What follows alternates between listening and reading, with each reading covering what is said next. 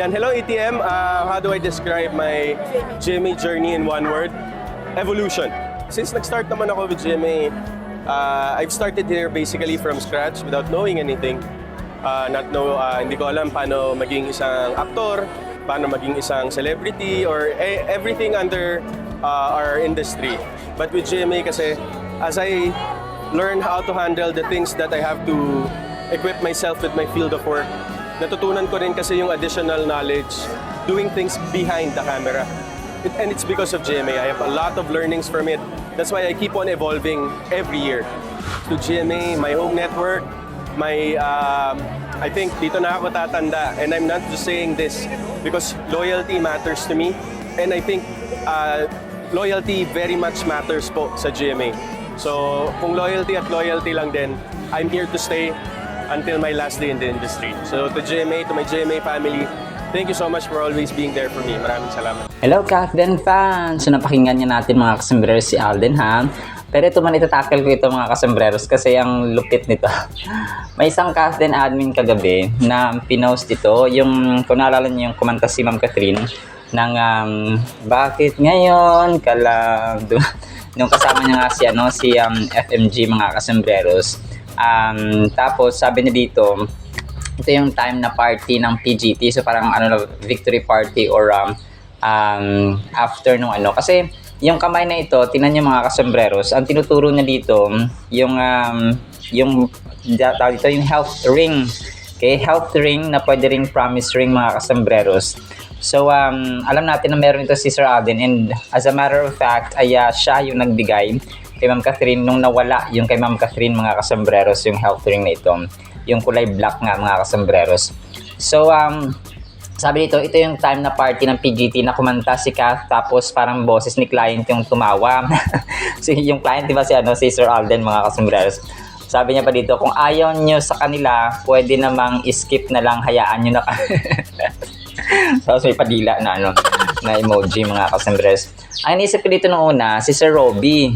Kaso si Robby kasi, ito nakita niyo sa may dito sa far, di yun sa malayo mga kasembreros. Kausap niya si Ma'am Cory Vidanes. So dito, so hindi siya ito mga kasembreros. Hindi rin naman siya, kasi ang tinuturo niya dito parang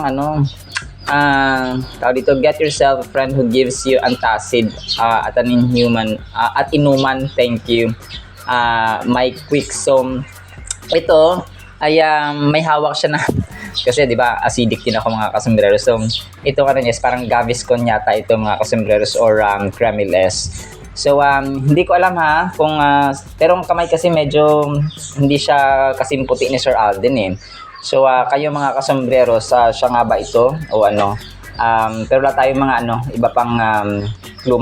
Malamang sa malamang ay pwedeng si client, pwedeng hindi, pwedeng si Alden mga kasembreros, pwedeng hindi, no? Client si Alden. So pero tayo po ay team panatag mga kasembreros ha. So kung hindi na ito si Alden, that's very understandable kasi PGT ito parang after party nila. So hindi rin ito kasi si Sir Robby siya endorser ng Kremil S, di ba? So hindi naman ito pwede si Mikey or si Mikey Pineda. Pwedeng ganun mga kasembreros kasi Mike Quicks ang nakalagay dito eh. Thank you Mike Quicks, nasabing ganun. So pero yun nga talagang dilulo lang tayo dito mga kasembreros.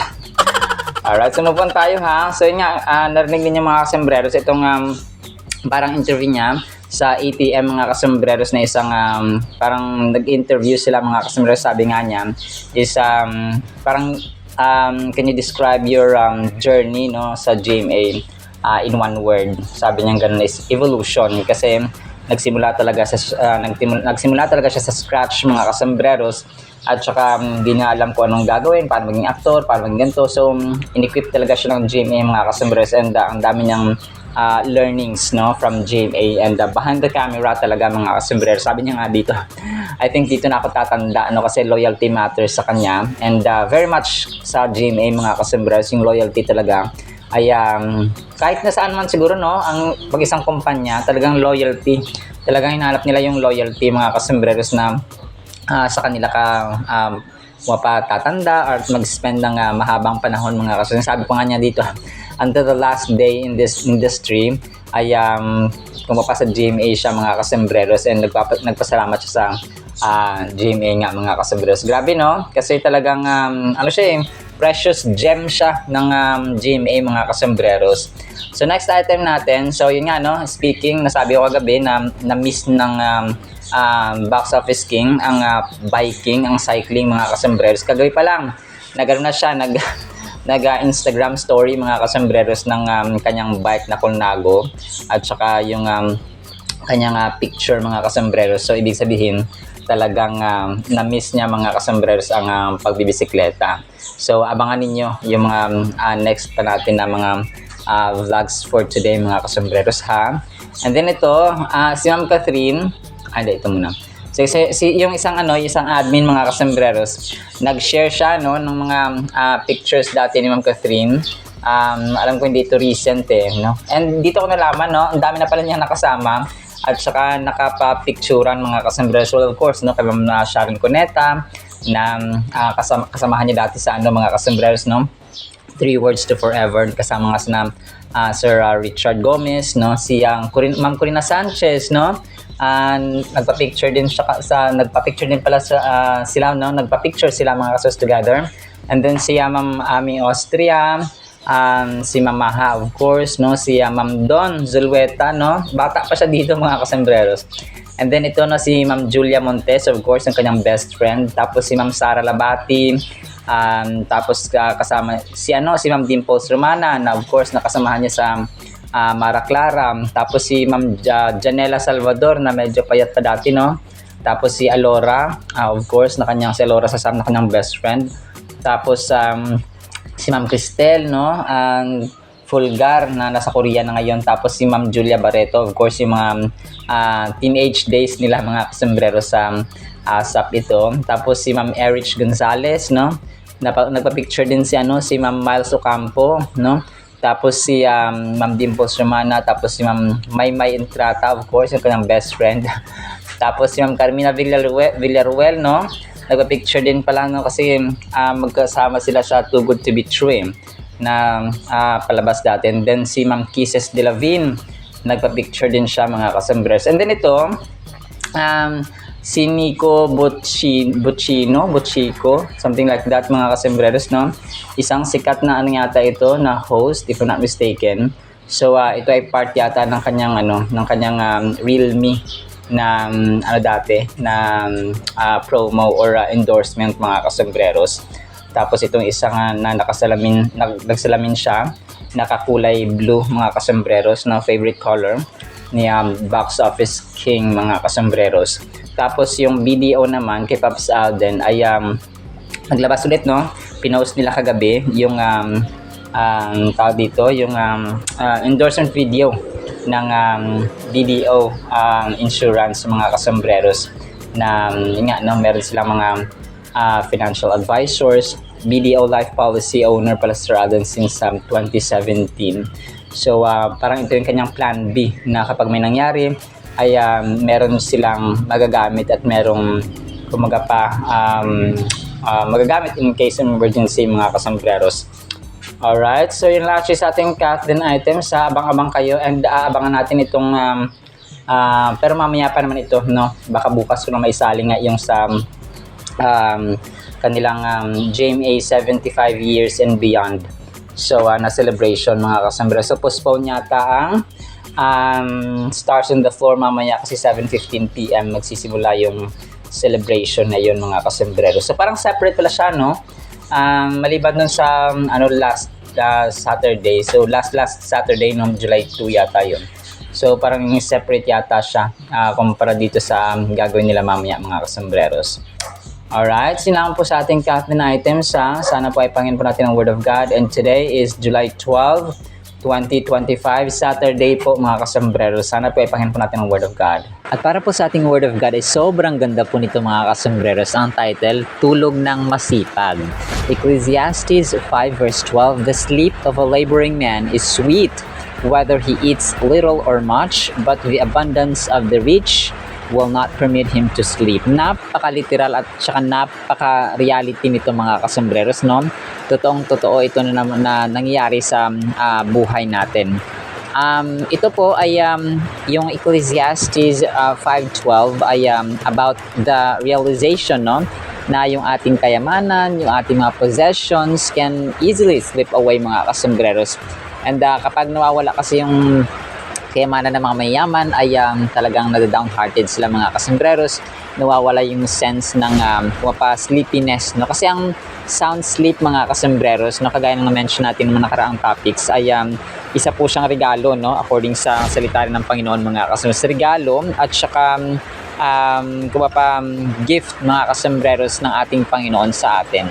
Ang verse na ito ay although poignant reminder ito na yung material wealth ay alone does not guarantee ng totoong kaligayahan at saka fulfillment sa buhay. So hindi natin sinasabi na yung kayamanan ay sumpa, yung kayamanan ay hindi maganda o hindi mabuti mga kasambreros. Ang mga anak ng Panginoon na mga mayayaman ay pinagyayaman din yan mga kasambreros, no? May mahirap, may sakto lang, may mayaman mga kasambreros.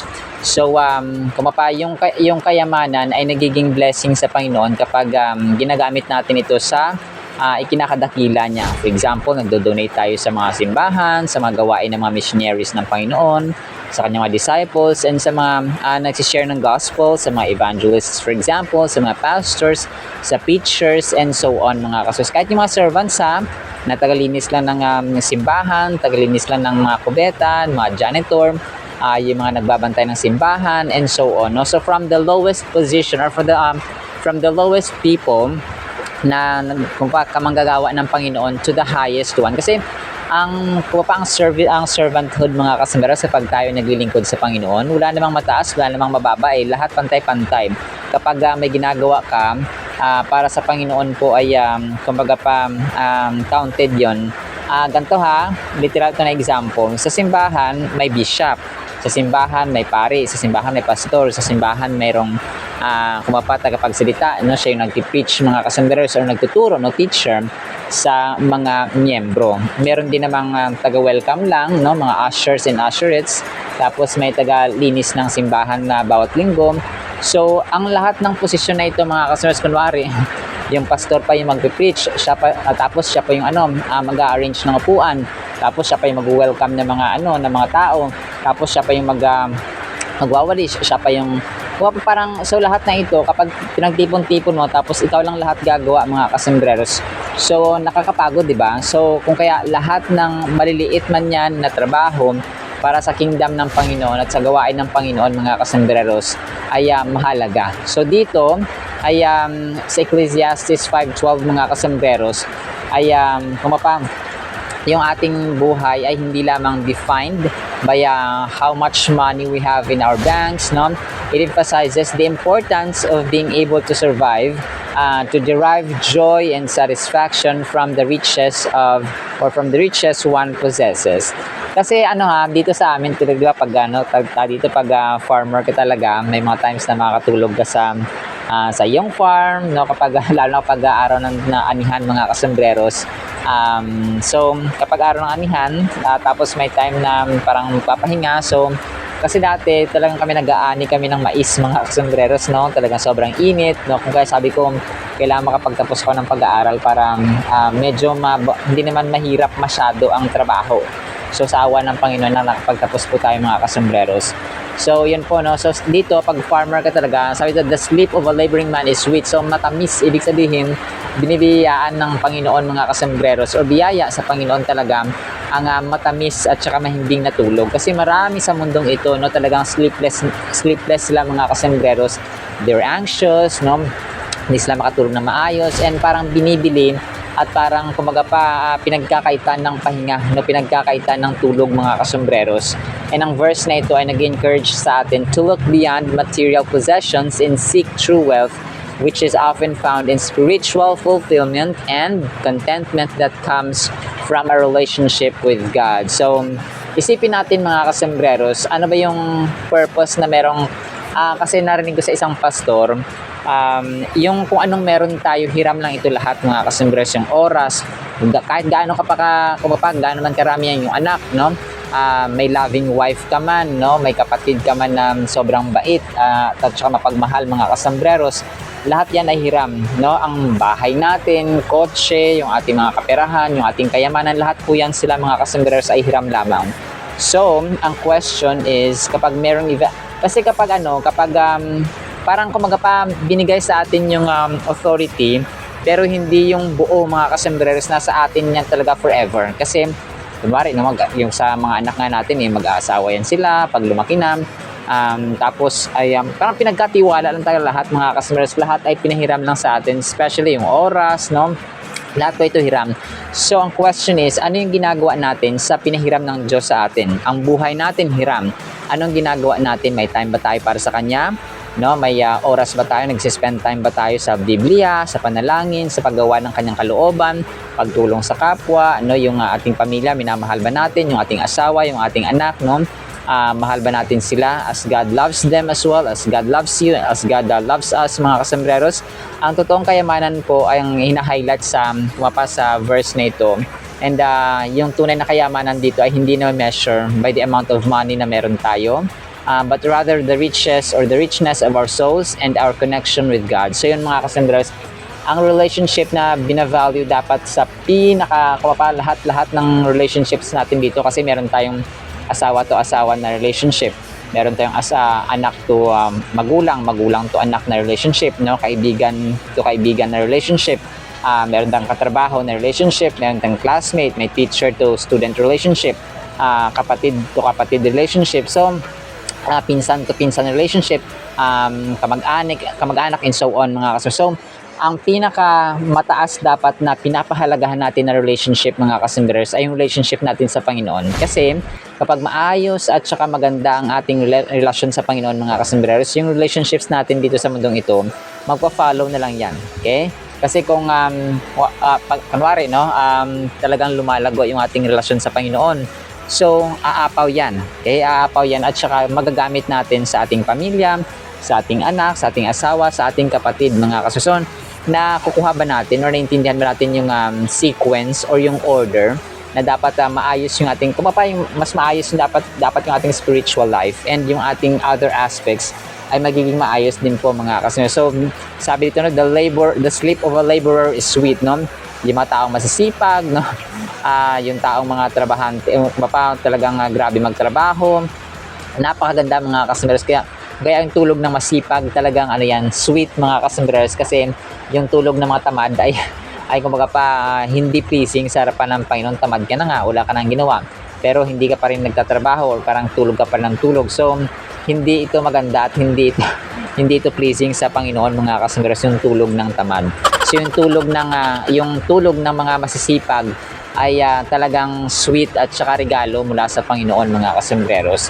So in conclusion, no, ang Ecclesiastes 5:12 ay nag-offer sa atin ng timeless wisdom mga kasembreros sa value ng honest na pagtatrabaho, contentment, at saka yung fleeting nature of earthly riches. Kasi temporary lang lahat ng mga material mga kasembreros ng kaperahan dito sa mundong ito. So kapag meron kang pera, dapat gagamitin mo siya sa tama. Okay? Hindi mo siya gagamitin sa mali mga kasembreros. And most especially, pagpapalain pa yan ng Panginoon, kapag ginamit mo sa kanyang kadakilaan, ginamit mo sa kanyang kingdom mga kasembreros, na ay magsuporta, no, sa kanyang mga gawain, sa kanyang mga tao sa mundong ito. Hindi mo naman literal na bibigay sa Diyos mismo sa langit mga kasembreros, whether sa church or sa mga gawain ng Diyos or ng mga tao ng Diyos dito sa mundong ito mga kasembreros.